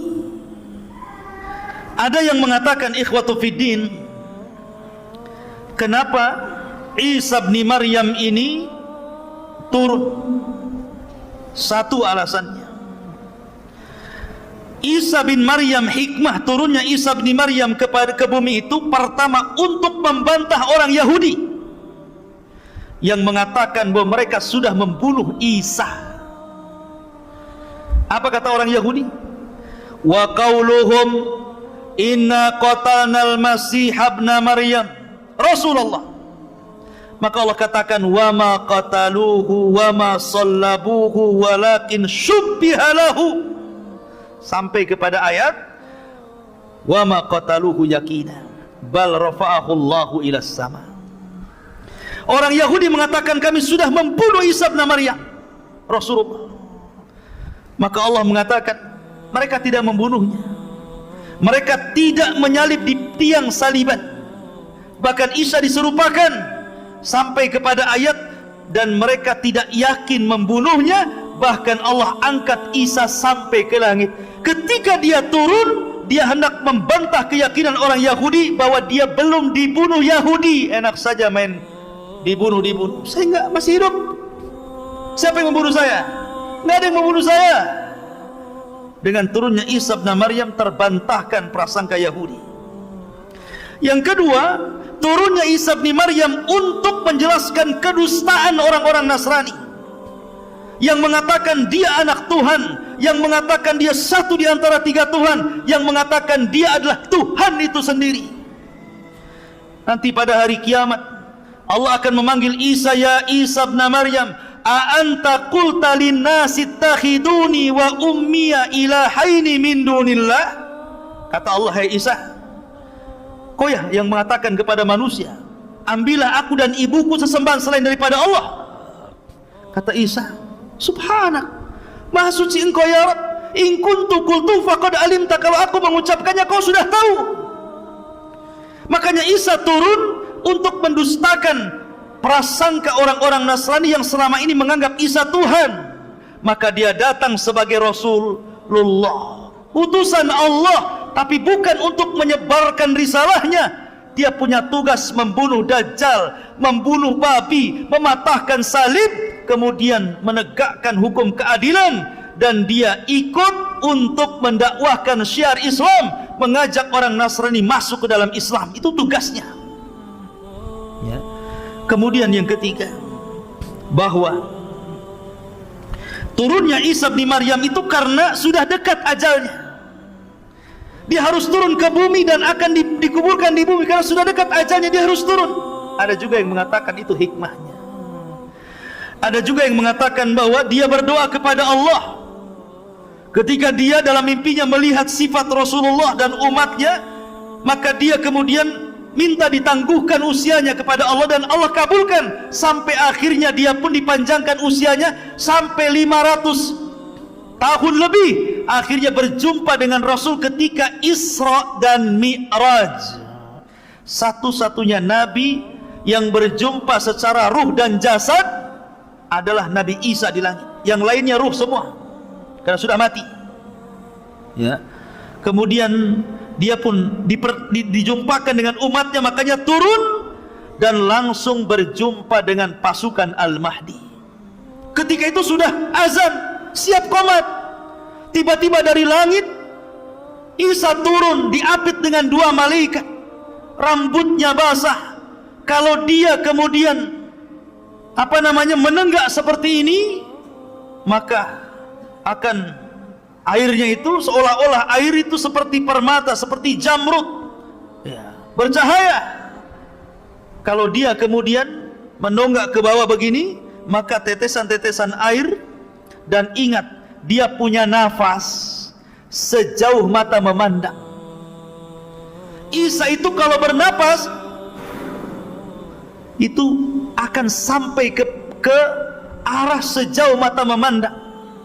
Kalau sekali tiup, ini anginnya melesat sampai sejauh mata memandang. Siapapun orang kafir yang menghirup nafasnya Isa pasti mati ya. Kalau antum ya makan jengkol dulu lah ya. Ya. Ma'asyiral muslimin yang dimuliakan Allah Azza wa Jalla. Maka Isa pun tuh di mana? Di Manar, di sebuah menara yang berwarna putih di Damaskus sana, sebelah timur Damaskus. Menaranya sudah ada. Sampai sekarang sudah ada menara itu, persis seperti yang diwahyukan Rasul sallallahu alaihi wasallam. Yang diwahyukan Allah kepada Rasul sallallahu alaihi wasallam, yang disampaikan kepada kita. Menara itu ada hari ini. Anda tengok aja di Google. Ya. Ma'asyiral muslimin, lah ketika Isa bin Maryam turun, kemudian langsung menemui kaum muslimin yang sedang sholat, yang akan sholat subuh. Isa bin Maryam mengatakan kepada Imam Mahdi mengatakan kepada Isa karena langsung kenal. Kenapa Imam Mahdi langsung kenal dia Isa? Karena sudah mendengar hadis-hadis tentang siapa Isa bin Maryam dan ciri-cirinya. Makanya dia mengatakan, taqaddam ya Ruhallah, silahkan maju, kau jadi imam. Tapi Isa mengatakan tidak, likulli qaumin umara, setiap kaum itu ada pemimpinnya, kau saja yang jadi imam. Kenapa alasannya Isa menolak? Isa malah kemudian menjadi makmum dan Imam Mahdi menjadi imam. Bukan berarti Imam Mahdi lebih mulia dibandingkan Isa, tidak. Isa jauh lebih mulia dibandingkan Imam Mahdi. Dia seorang rasul, dia seorang nabi, dia nabi yang paling masyhur dari nabi-nabi yang akhir dari nabi-nabi Bani Israel. Ya. Tapi kenapa dia kemudian tidak mau jadi imam dan jadi makmum? Pertama, karena tidak diturunkan Al-Quran kepada Isa. Isa itu diturunkan Injil. Tidak mungkin imam pakai Injil, pakai Quran lah, ya kan? Ya.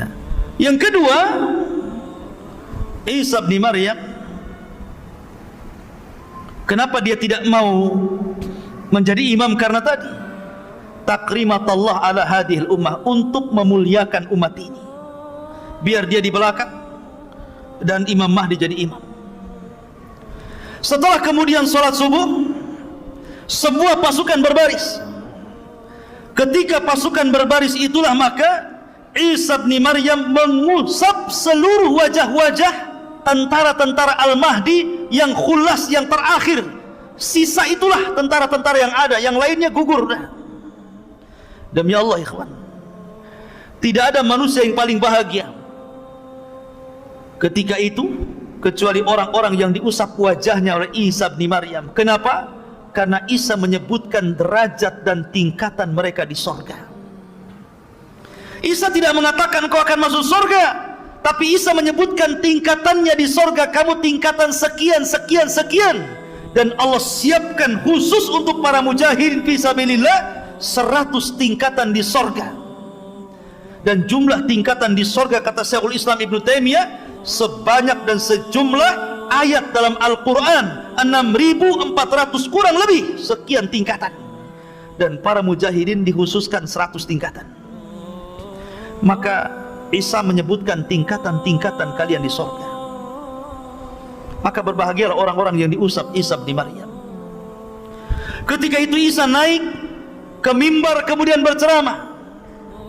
Aku berikan kalian 3 pilihan. 1, kalian tidak perlu berperang, kalian tunggu saja di sini.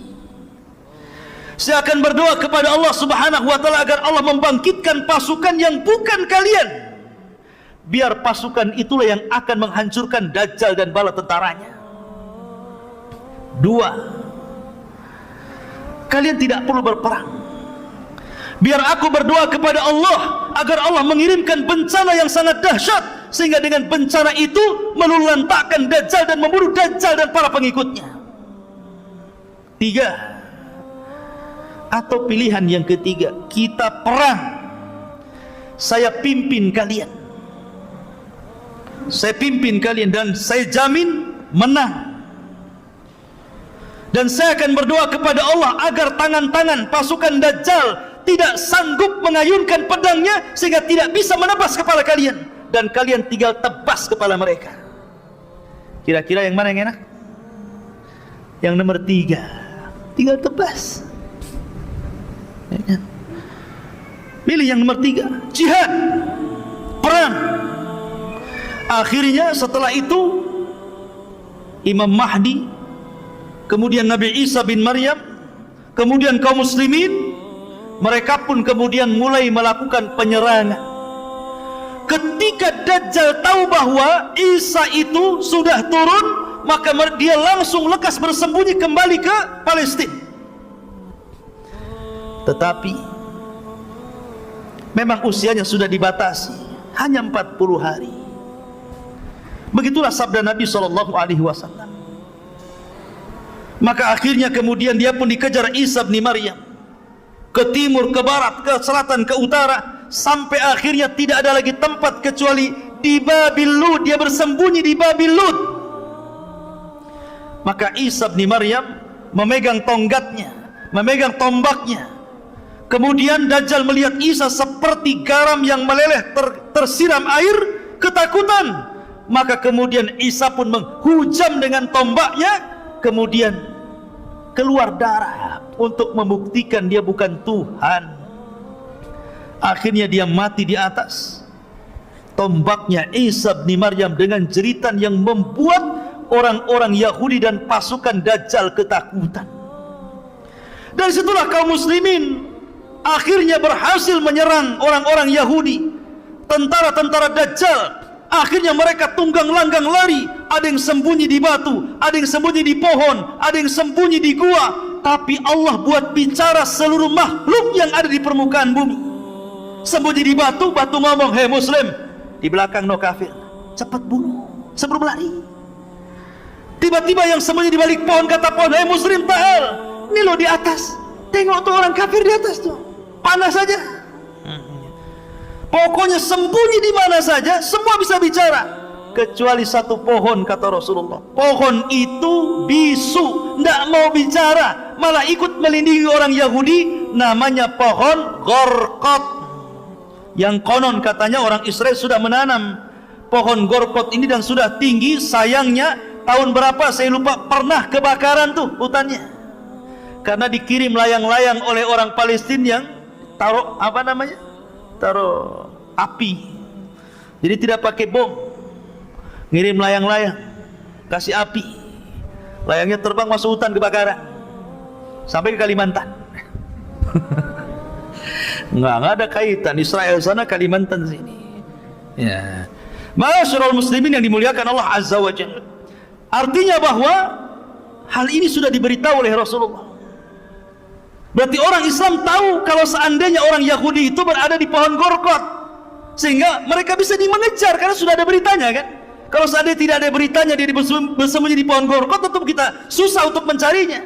Tapi sudah ada wahyu dari Rasulullah SAW, mereka bersembunyi di pohon Gorkot, tinggal cari saja di pohon Gorkot kan.